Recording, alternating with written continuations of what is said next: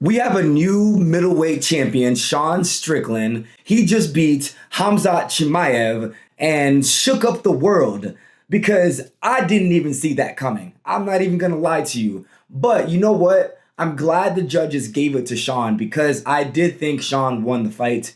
Mainly because in rounds 4 and rounds 5, Sean, even though Hamzat was backing him up and Sean was backpedaling, he was landing the majority of the jabs. You know, he kept the jab in his face, pumping the jab, tagging Hamzat up in rounds 4 and round 5. So I thought he did more in that way. The fight didn't go how I thought it would go. I thought Hamzat was gonna have a little bit more tenaciousness in his takedowns and would hold Sean a little longer.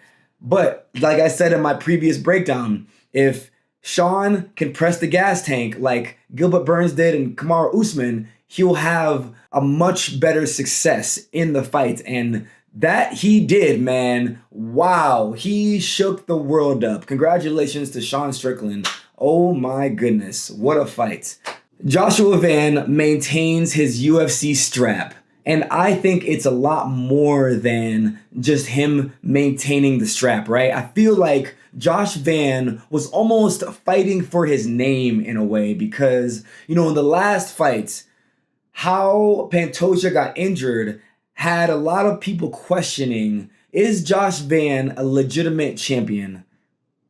And he just answered all of the questions. He answered every question everybody had. And the question was, is he legitimate? And he showed that he was legitimate. And I know a lot of people are going to say, oh, the ref stopped the fight too early. Well, actually, Josh Van was tagging Tatsur up with some nasty shots. And it was just a matter of time before he put Tyra away. And I'm glad the ref actually stopped it because as a fan, you're thinking, you know, you want to see him knocked out on the canvas, right? Nah, man. It was the beginning to the end, in my opinion. From a fighter's perspective, it looked like Tyra was just about to, you know, take a hard fall if the ref didn't stop it. So I'm glad he did. Josh looked amazing. Tyra started out really fast and slowed down in rounds 3, 4. Van just kept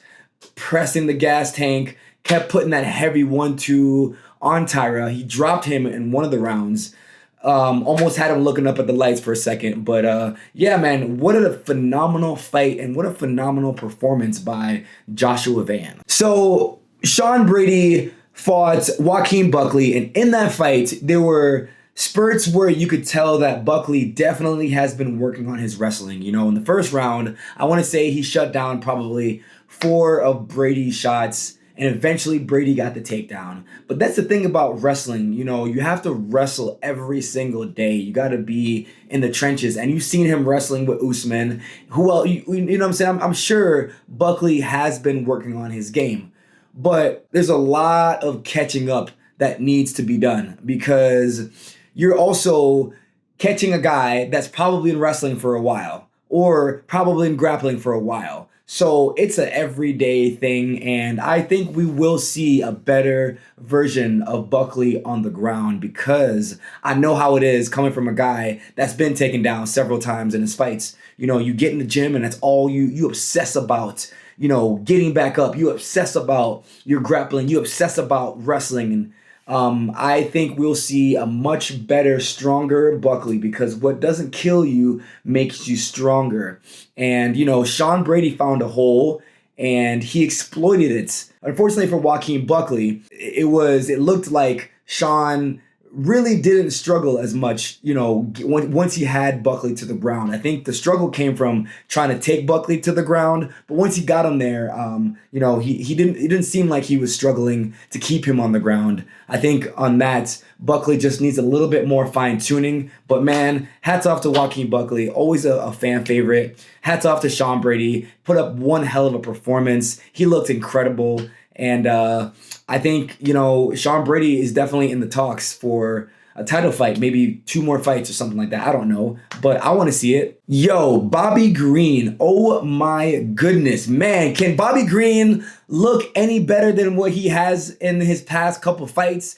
Bobby is almost reverse aging. It's weird because, like I said, I put Bobby and Michael Johnson in the same category. I feel like the older they're getting, it's like they're getting better. You know what I mean? And Bobby could not have looked better. Wow. He took Jeremy Stevens down and he submitted Jeremy Stevens. I'm talking about a guy that is used to knocking people out. Now he said, you know what? I'm going to try something new. We're going to hit this submission and show y'all boys what we about, and show y'all that Bobby Green isn't just a striker. Bobby Green is a submission specialist as well. Yo, shout out to Bobby Green, man. Let's go. Man, you can't ever count out Bobby. Let's go. What's next for Bobby Green? That's what I want to know because, man, he looked incredible. Let's get him back in there.